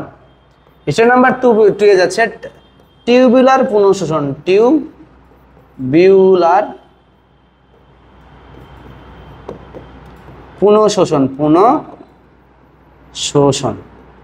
পুনঃশোষণে কি হচ্ছে আমাদের এই যে রেনাল টিউবুল দিয়ে যখন যাচ্ছিল এই গ্লোমেরুলার ফিল্ট্রেটটা এখানে বিভিন্ন জায়গায় বিভিন্ন ধরনের উপাদান শোষিত হয়।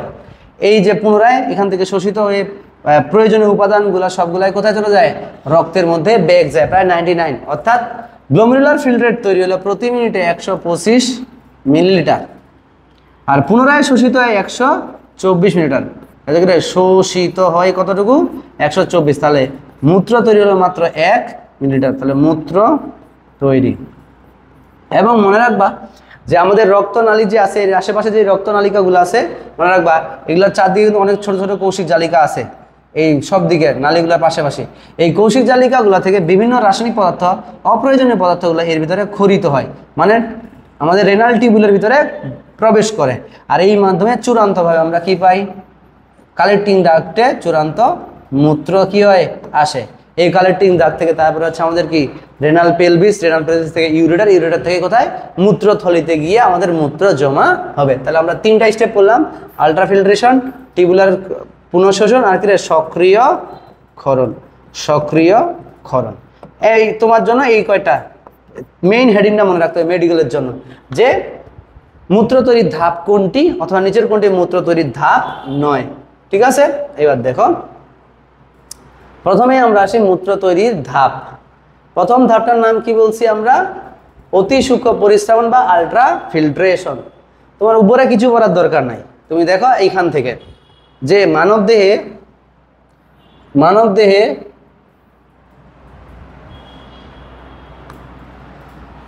দেহে দুটি বৃক্কের মাধ্যমে প্রতি মিনিটে 1200 মিলিলিটার রক্ত প্রবাহিত হয়।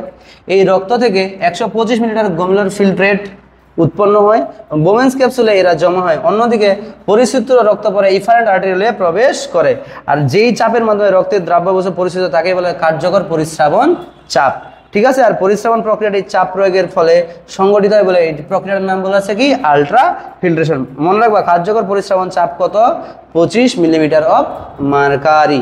আর এখানে বলেই ফেলছি 1 মিনিটে কতটুকু জমা হয় 125 মিলিলিটার। তাহলে আমাদের অতি সূক্ষ্ম পরিস্রাবন বা আলট্রা ফিল্ট্রেশন শেষ। এবার যাচ্ছি আমরা কি টিউবুলার পুনঃশোষণ, অর্থাৎ এই যে টিউবগুলো থেকে আমাদের বিভিন্ন উপাদান শোষিত হবে। এইখানে দেখো কি কি এমসিকিউর জন্য প্রশ্ন আসতে পারে যে কোথা থেকে কি শোষিত হয়। দেখো প্রক্সিমাল কনভলিউটেড টিউবুল বা নিকটবর্তী পেঁচানো নালিকা। এই প্রক্সিমাল কনভলিউটেড টিউবুল বা নিকটবর্তী পেঁচানো নালিকায় প্রায় 60% পুনঃশোষিত হয়। কি কি পুনঃশোষিত হয়? Glucose, amino acid, vitamin, hormone, sodium, potassium, chloride. Handle লুপে সবথেকে বেশি পরিমাণে শোষিত হয় কি পানি। হ্যান্ডেল লুপে বেশি পরিমাণে শোষিত হয় কি পানি। আর দূরবর্তী পেঁচানো নালিকায় আমাদের কি হয় সোডিয়াম, পটাশিয়াম বিভিন্ন আয়নগুলো শোষিত হচ্ছে। আর এই শোষণে সাহায্য করে মূলত একটা হরমোন জানা হচ্ছে অ্যান্টি ডাইউরেটিক হরমোন। এটা হলো শোষণ। কি কি শোষিত হইলে এটা এমসিকিউতে প্রশ্ন আসে। তো তোমরা মনে রাখবা এটা এই স্যারের বইয়ের থেকে, গাজী আসমান স্যারের বইয়ের থেকে আব্দুল আলিমের বইয়ে খুব ভালো করে দেওয়া আছে। যদি তোমরা আব্দুল আলিম স্যারের বইয়ের এই পেজটা ছবি তুলে রাখতে পারো বা লিখে রাখতে পারো তাহলে আরো ভালো হয়। আমি তোমাদের দেখাবো একদম শেষের দিকে আমার কাছে আছে।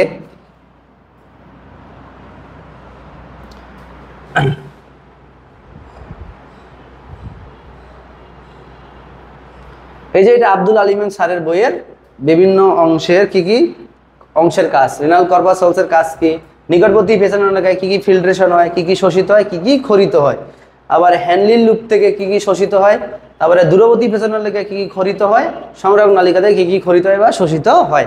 এটা আব্দুল আলিম স্যারের বই থেকে তোমরা একটু তুলে নিতে পারবা, আমি তোমাদের দিয়ে দিলাম, তোমরা স্ক্রিনশট নিয়ে রাখে দিতে পারো। ঠিক আছে, এবার আমরা আগের পড়ায় চলে যাচ্ছি। পয়েন্ট আছে সেটা হচ্ছে কি টিউবুলার ক্ষরণ। কি কি খরিত হচ্ছে দেখো, বিপাক ক্রিয়ার ফলে সৃষ্ট অপ্রয়োজনীয় উপজাত যেমন ক্রিয়েটিনিন, ইউরিয়া নিকটবর্তী পেছনের লেগে চারপাশে রক্তজলক থেকে গ্লোমেরুলাসের মাধ্যমে গ্লোমেরুলার ফিল্ট্রেটের সাথে যুক্ত হয় এবং শেষে গিয়া আমাদের মূত্র হিসেবে জমা হচ্ছে। ঠিক আছে, এগুলো একটু দেখে নিবা, বাস আর কিছু লাগতো না। এইবার আমরা আসি আমাদের মেইন পয়েন্ট, মূত্র বা urine. Very very most important জায়গা, মেডিকেলের এমসিকিউ বেশিরভাগ ক্ষেত্রে এই জায়গাটা থেকেই আসে। মূত্র কি সংজ্ঞা মুখস্থ করার দরকার নাই, যার খালি মনে রাখবা নেফ্রনের রেনাল টিউবুলের গ্লোমেরুলার ফিল্টারের নির্বাচিত পুনঃশোষণের পরে যে ক্ষরবর্ণের তীব্র ঝাঁঝালো গন্ধযুক্ত অম্লধর্মী তরল আছে তাকে বলেছে কি মূত্র। সংজ্ঞা মুখস্থ করার দরকার নাই। এমন মনে রাখবা একজন মানুষ দৈনিক 1.5 লিটার মূত্র ত্যাগ করে। তবে যদি কোনো ক্ষেত্রে দেখো কিছু কিছু দ্রব্য আছে যারা মূত্রের প্রবাহকে বাড়িয়ে দেয়, আর এইসব দ্রব্যকে বলা কি ডাইউরেটিক বা মূত্রবর্ধক পদার্থ।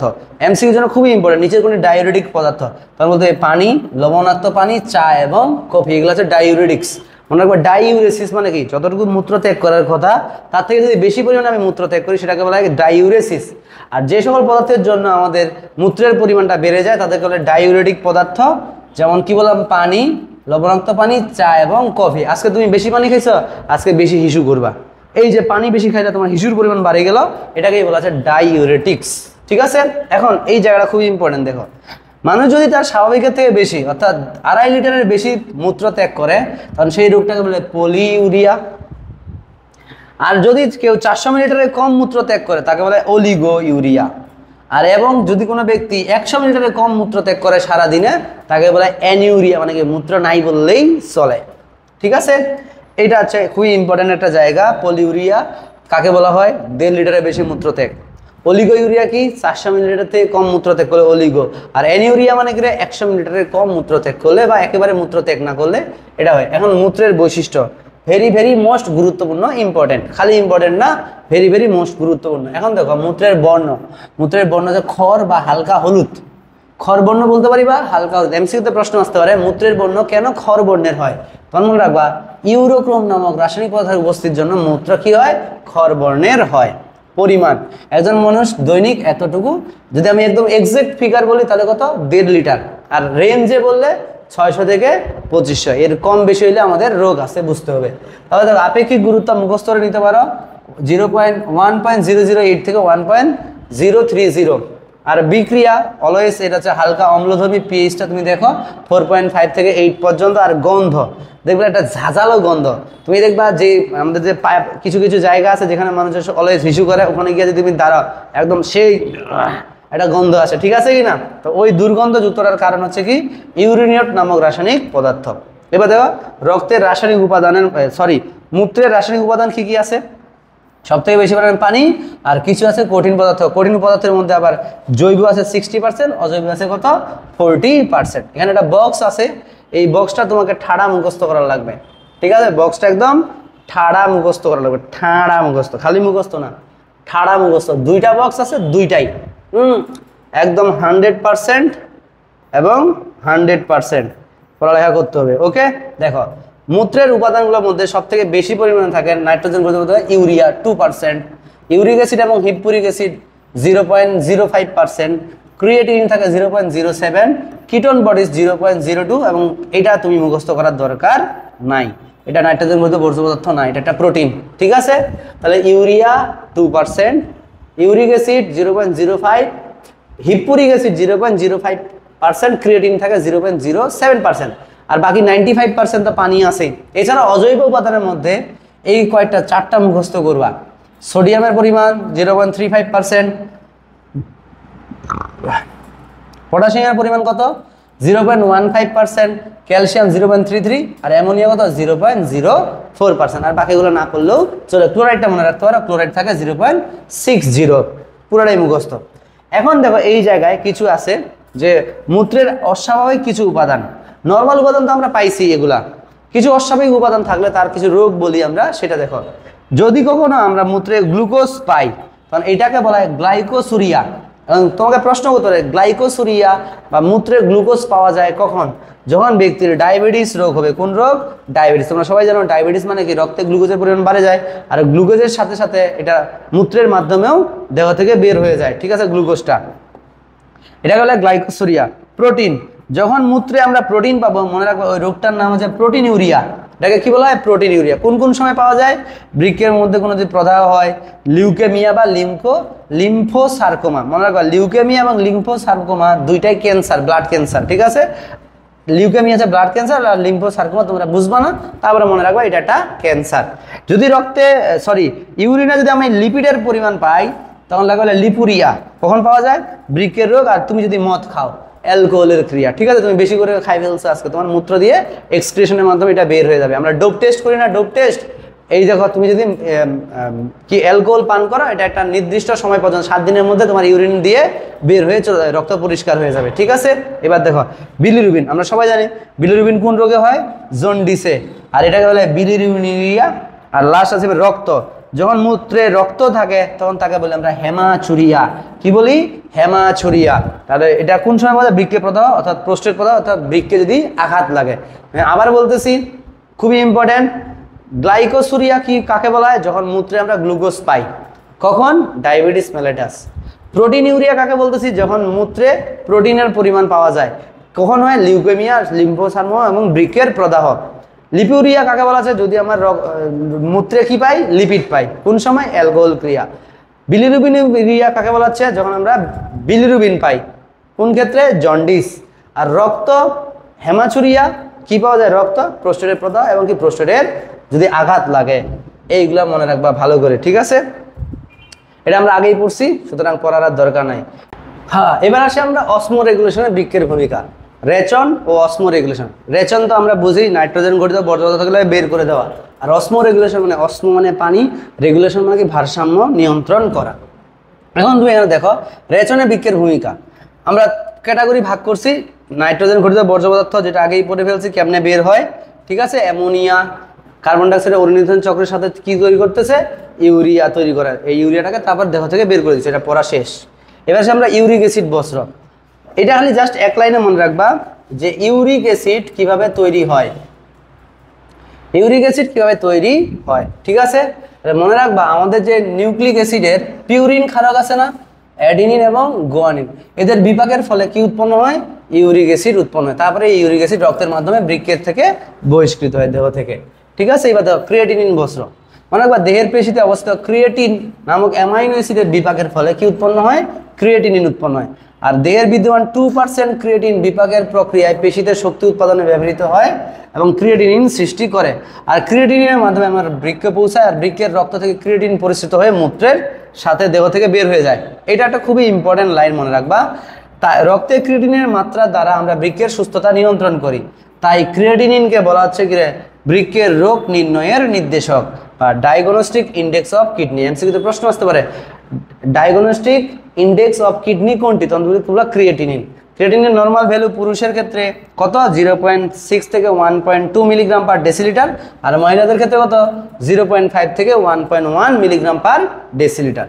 এখন দেখো অসমো রেগুলেশন, এখানে অনেক লাইন আছে, অনেক লাইন তোমার পড়ার দরকার নাই। আমি তোমাকে জাস্ট একটা জিনিস বুঝাই দিব, তারপর তুমি এমনিতেই বুঝতে পারবা, ঠিক আছে। দেখো আমরা এদিকে যাই, ছবিটাতে আমরা আবার একটা নেফ্রনের ছবি আঁকে নেই।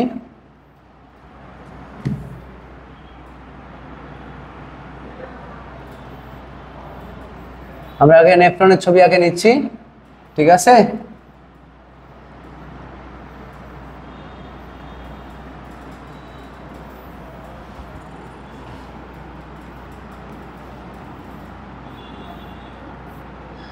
ওকে, দেখো এটা যে নেফ্রন, আমরা একটু আগেই পড়ছি প্রতি মিনিটে কতটুকু মূত্র তৈরি হয়, 1 মিলিলিটার।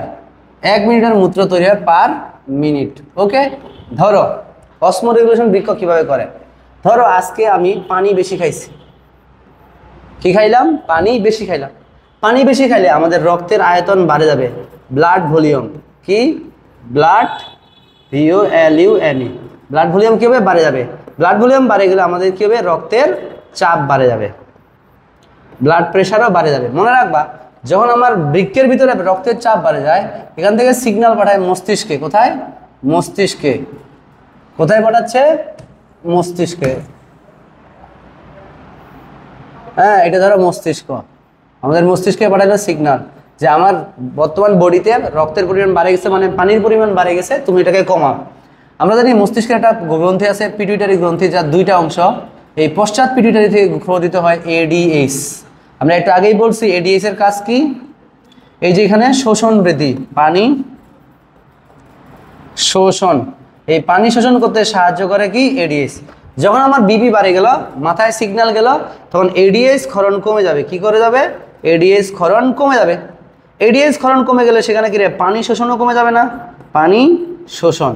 পানি শোষণ যখন কমে গেল তাহলে আমাদের কি রে, মূত্র তৈরি হবে বেশি, মূত্র তৈরি, এই মূত্র তৈরি হবে বেশি।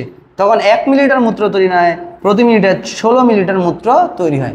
16 মিলিলিটার মূত্র তৈরি হইলো তাহলে কি হবে, আমার মূত্রে থলিতে জমা হবে তাড়াতাড়ি, আর আমি তাড়াতাড়ি কি করবো, ত্যাগ করবো। আর যত তাড়াতাড়ি মূত্র ত্যাগ করবো, আমার দেহের পানির পরিমাণ আবার কি হবে রে, তাহলে মূত্র তৈরি হইলো হচ্ছে কি রে, বেশি। সরি, এটা তীর চিহ্নটা উপরের দিকে যাবে।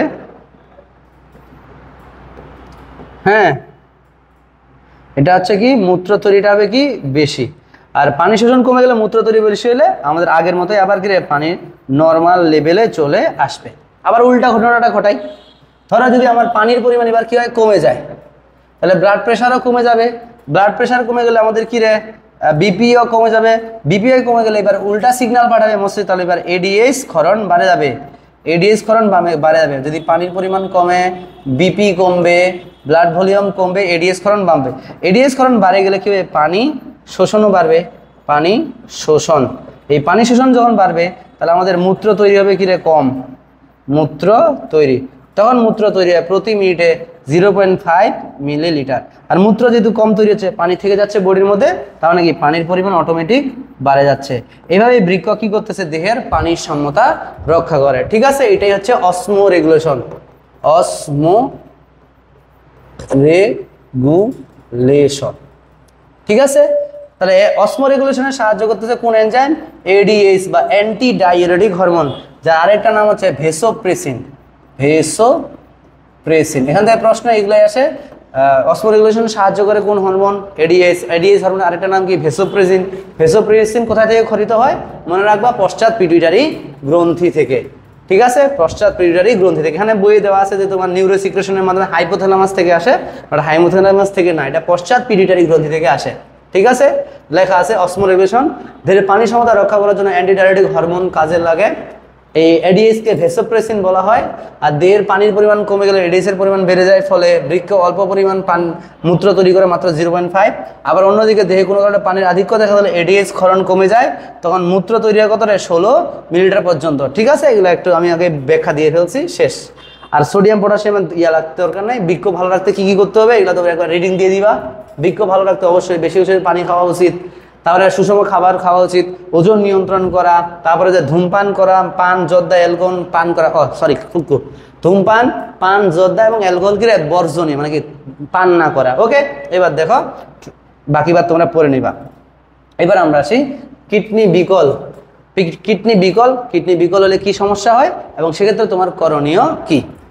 বিকল বলতে কি, যখন কিডনি তার কাজ করার ক্ষমতা আস্তে আস্তে কমে যাচ্ছে, তখন সেটাকে বলে কি বৃক্ক বিকল হওয়া।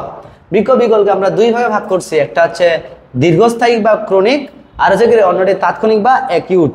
ঠিক আছে, এখন দীর্ঘস্থায়ী বৃক্ক বিকল বলতে কি বোঝাচ্ছে, মাথায় রাখবা, আমি যেমন আমার বয়স যত বাড়তেছে, আমার কার্যক্ষমতা আস্তে আস্তে কমতেছে। এখন আমি ধরো যে আমার বয়স ফুল যৌবনে আছে, তাহলে আমার মনে করো যে আমার ফুল পিক ইয়াতে আছে, আমার যত বয়স বাড়বে, 50 হবে কার্যক্ষমতা কমবে, 60 হবে আরও কার্যক্ষমতা কমবে, 70 হবে আরও কার্যক্ষমতা কমবে।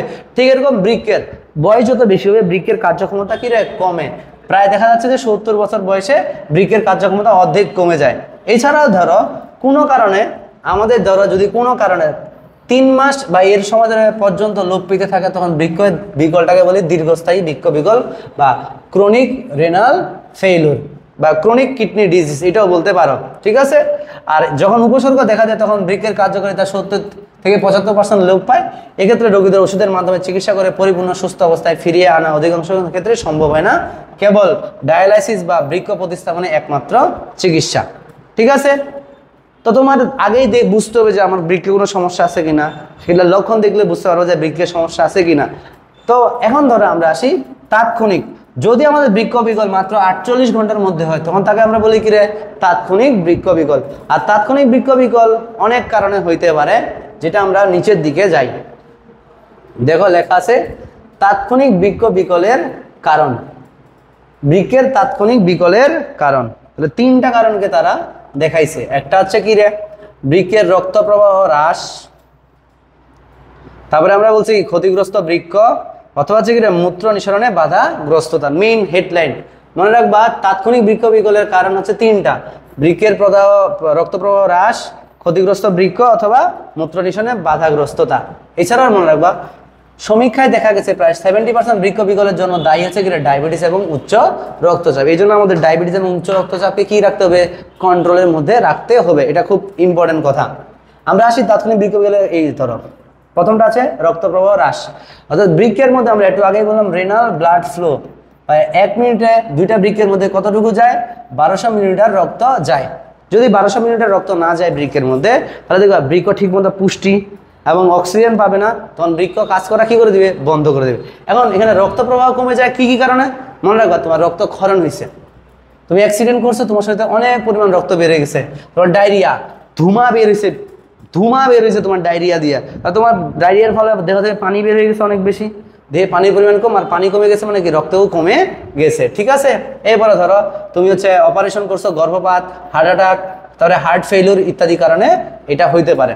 ক্ষতিগ্রস্ত বৃক্ক, ধরো বৃক্কের মধ্যে প্রদাহ, ওষুধের বিষক্রিয়া, তারপরে যে সর্পদংশন, এটা মাথায় রাখবা। সর্পদংশনের মধ্যে সাপের যে বিষ, সেটা আমাদের রক্তকে জমাট বাঁধায় ফেলে, আর রক্ত জমাট বাঁধলে কি রক্ত চলাচল বন্ধ হয়ে যায়, ফলে বৃক্ক ঠিক মতো রক্ত পায় না। এই কারণেও হইতে পারে বৃক্ক বিকল। আর মূত্র নিঃসরণে বাধা, ধরো এই যে বৃক্ক আছে, বৃক্কে পাথর হয়েছে, মানে পাথরটা কোথায়, ইউরিটার এইখানে আসে আটকে গেছে, তাহলে ঠিক মতো মূত্র আমাদের দেহ থেকে বের হইতে পারতেছে না, সেক্ষেত্রেও বৃক্ক কি হয়ে যেতে পারে, বিকল হয়ে যাইতে পারে। ওকে, এই 3টা হলো তাৎক্ষণিক বৃক্ক বিকলের কারণ।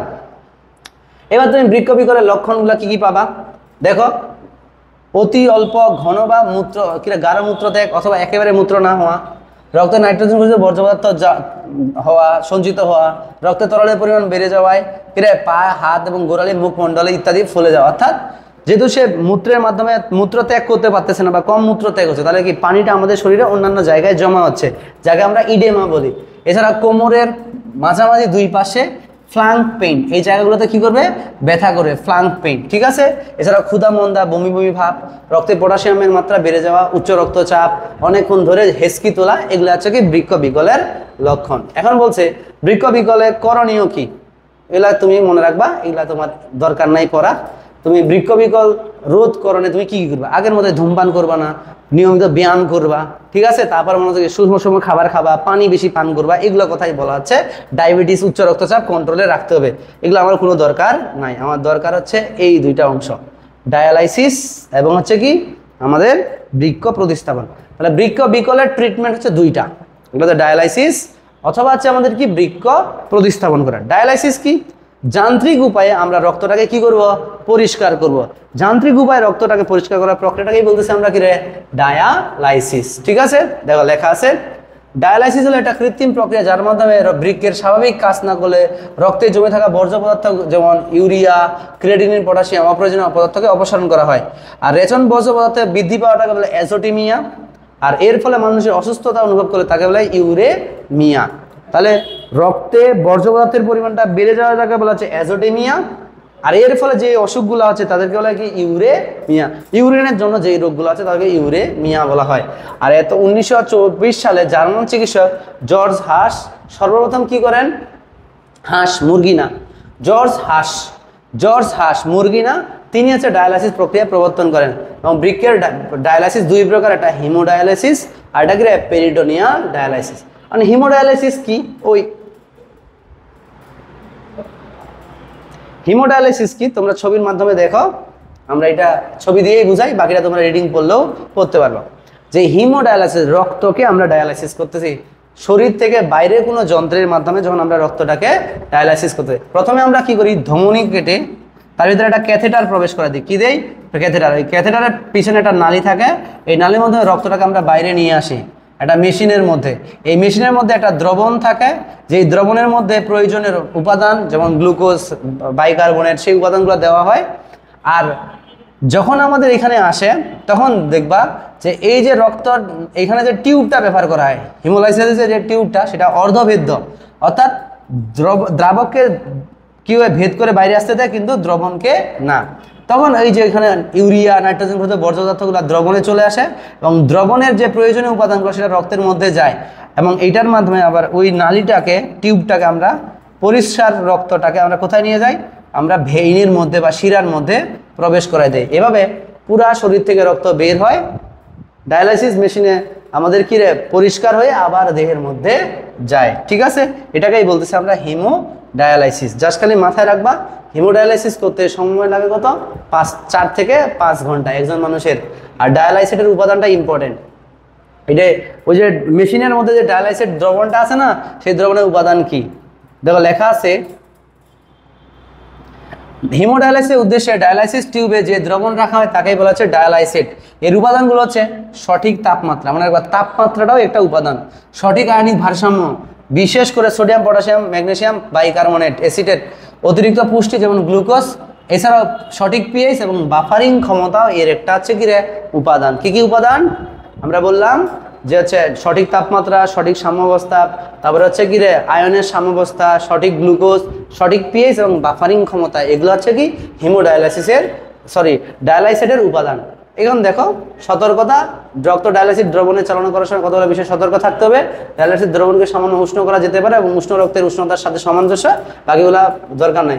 এবারে আসি পেরিটোনিয়াল ডায়ালাইসিস। পেরিটোনিয়াল ডায়ালাইসিস কি, ধরো কিছু কিছু ব্যক্তি আছে যাদের দিনে, মানে সপ্তাহে অনেকবার ডায়ালাইসিস করা লাগে, ইভেন কি তাকে দিনে 2 বার ডায়ালাইসিস করা লাগে। ঠিক আছে কিনা? তা এখন সেই ব্যক্তি যদি আমি হিমোডায়ালাইসিস করি, খরচও বেশি, আবার তাকে সারাদিন ঘরের মধ্যে ওই ডায়ালাইসিস মেশিনের সাথে শুয়ে থাকতে হবে। তখন কি করায়, আমাদের পাকস্থলী যে আছে, এই পাকস্থলী যে গহ্বরটা আছে, আমাদের এই গহ্বরে একটা পর্দা আছে, এটার নাম হচ্ছে পেরিটোনিয়াল পর্দা। এই পেরিটোনিয়াল পর্দাটা একটা আমাদের কি হিসেবে কাজ করে, আমাদের অর্ধবেদ্য ঝিল্লির মতো কাজ করে। তখন আমরা এখানে একটা ডায়ালাইসিস দ্রবণ নেই আর ওই পেরিটোনিয়াল পর্দার মাধ্যমে একটা ক্যাথেটারের সাথে অ্যাড করে দেই, ফলে বর্জ্য পদার্থগুলো বাইরে বের হয়ে আসে আর প্রয়োজনীয় উপাদান রক্তের মধ্যে চলে যায়। এটাই তুমি পেরিটোনিয়াল ডায়ালাইসিস, এর বেশি কিছু জানার দরকার নাই। এছাড়া আসে বৃক্ক প্রতিস্থাপন। বৃক্ক প্রতিস্থাপন বলতে কি বোঝাচ্ছে, যে আমরা অন্য কোনো ব্যক্তির কিডনি আরেকজনের মধ্যে স্থাপন করতেছি, এটাকেই বলা হচ্ছে কি বৃক্ক প্রতিস্থাপন। তাই এই ক্ষেত্রে বাংলাদেশে একটা কঠোর হচ্ছে কি সাবধানতা অবলম্বন করা হয়, নিকট আত্মীয় ছাড়া কেউ কাউকে অঙ্গদান করতে পারবে না। এই নিয়মটা থাকার আগে কি হইতো, তোমরা দেখবা ছোটবেলা আমি শুনছি এগুলা, যে ছেলে ধরা হুকু, ছেলে ধরে নিয়ে চলে যায়। ছেলে কি, ছেলে ধরা নাম পড়ছে, কিন্তু ছেলে মেয়ে সব ধরে নিয়ে চলে যায়। ঠিক আছে কি না? আসলে তাদের উদ্দেশ্য হচ্ছে কি, যে এই যে লোকজন আছে, এই যে তুমি দেখবে এখনো ঢাকায় অনেক জায়গায় দেখবা রাস্তায় অনেক লোক শুয়ে থাকে, তো এই সময় কি করতো, তারা এই লোকগুলোরে ধরে নিয়ে যাইতো এবং তাদেরকে মেরে তাদের অর্গান অন্য জায়গায় পাচার করতো। তো তখন সরকার একটা যুগান্তকারী একটা সিদ্ধান্ত নেন, যে নিকট আত্মীয় ছাড়া কেউ কাউকে কি দিতে পারবে না, কি বলবো না, অঙ্গ ডোনেট করতে পারবে না। ঠিক এই জন্য আমাদের বৃক্ক প্রতিস্থাপনের ক্ষেত্রে কিছু নিয়ম মেনটেন করা হয়। ঠিক আছে, এই যে দেখো বৃক্ক প্রতিস্থাপনের আবশ্যকীয় স্মরণীয় দিক, 1, অবশ্যই বৃক্কদাতা আত্মীয় বা অনাত্মীয় যেই হোক না কেন তার দেহ থেকে সংগ্রহের 48 ঘন্টার মধ্যে প্রতিস্থাপন করতে হবে। গৃহীত বৃক্ষটি অবশ্যই সুস্থ হতে হবে, যেন HIV বা অন্যান্য কোনো সংক্রমণে আক্রমণ না থাকে। এখন একজন আমি HIV রোগীর থেকে আমি একটা বৃক্ষ নিলাম, তাহলে যাকে দিলাম হেউ তো কি হবে, HIV রোগে আক্রান্ত হবে। ঠিক আছে, এছাড়াও বৃক্ষদাতা এবং গ্রহীতার মধ্যে ব্লাড গ্রুপ এবং টিস্যু ম্যাচিং করে নিতে হবে। ঠিক আছে, আর বৃক্ষ পরবর্তী প্রতিস্থাপনে কেমন যত্ন হবে এগুলো তুমি পড়লে পড়ছো, না পড়লে নাই। হরমোনাল ক্রিয়া করতে পারো, জাস্ট আমি একটা লাইন দেখাই দিব, সেটা হচ্ছে কি, রক্তের প্লাজমায় সোডিয়ামের মাত্রা নিয়ন্ত্রণ রাখার জন্য ভূমিকা পালন করে কি, অ্যালডোস্টেরন। এছাড়াও আমাদের বললাম জাস্টাগ্লোমেরুলার কমপ্লেক্স থেকে রেনিন নামে একটা এনজাইম স্খলিত হয়, যেটা যকৃৎ থেকে উৎপন্ন এনজিওটেনসিনোজেনকে কি করে রে সক্রিয় করে, এবং তারা মিলিতভাবে আমাদের কি রক্তচাপকে নিয়ন্ত্রণ করে। ঠিক আছে, এরপরে দেখো রক্তের পিএইচ, এগুলো পড়লে পড়ছো, না পড়লে নাই। আমাদের অধ্যায় কি শেষ, আমাদের অধ্যায় শেষ। এরপরে আমি কিছু অংশ অন্য বইয়ের গাজী আজমল স্যারের বইয়ের কিছু অংশ রাখছি, দরকার নাই, তোমরা মাথায় রাখবা। এই পর্যন্ত আমাদের পড়া। তাহলে এইখান থেকে আমাদের বললেই রাখলাম বৃক্ক অধ্যায়টা বা বজ্র নিষ্কাশন অধ্যায়টা খুবই ইজি। মেইন পয়েন্ট যদি আমি বলি, প্রথমে বৃক্কের গঠন, নেফ্রনের গঠন, আর ওই মাঝখানে যে মূত্রের মানে বিভিন্ন বৈশিষ্ট্য, এগুলো থেকেই বারবার মূত্রের উপাদান এবং মূত্রের বিভিন্ন বৈশিষ্ট্যগুলো থেকেই বারবার প্রশ্ন আসে। এগুলাই ভালো করে রিডিং পড়া।